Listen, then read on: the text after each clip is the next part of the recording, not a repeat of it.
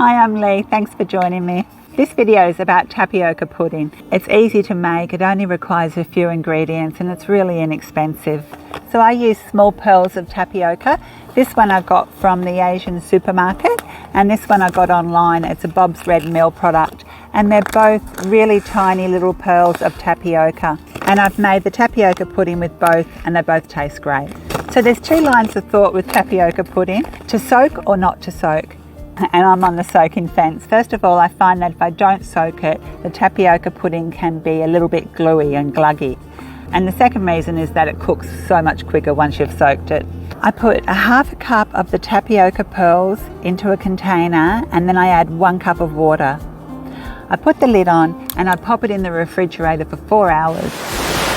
After the 4 hours, the tapioca will have absorbed most of the liquid and I give the tapioca a good wash or rinse, either in a bowl or under the tap. Just rinsing it off and then draining it. After I've drained it, I put it into a heavy base saucepan with a pinch of salt and 3 cups of whole milk.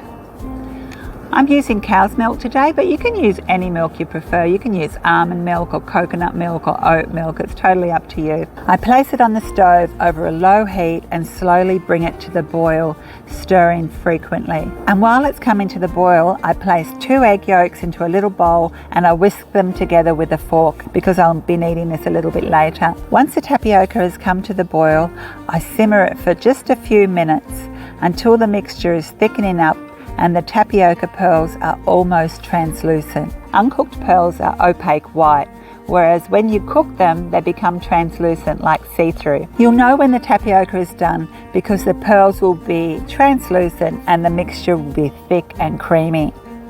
Then I slowly stir in 1/4 cup of sugar, just a little bit at a time, stirring after each addition until it's all gone and dissolved in the pudding. I used raw sugar because that's all I had on hand, but you can use, again, any sugar: coconut sugar, caster sugar, plain old granulated sugar, brown sugar. Next I temper the eggs. I take a ladle of mixture and place that into the egg yolks and then quickly, using a fork, I whisk it all together until it is well combined.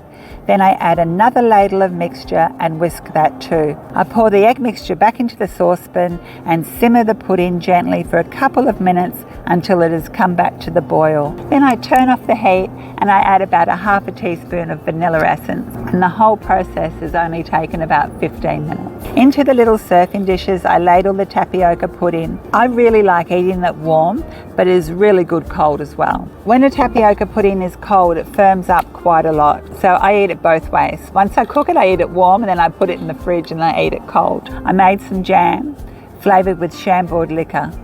So I spooned just a little in the centre of each one.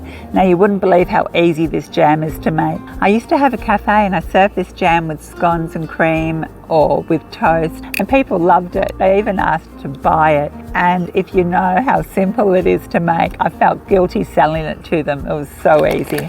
So I take 1/2 kilo of frozen fruit, frozen berries, raspberries or mixed berries, it doesn't matter, and I put them into a saucepan over a low heat on the stove.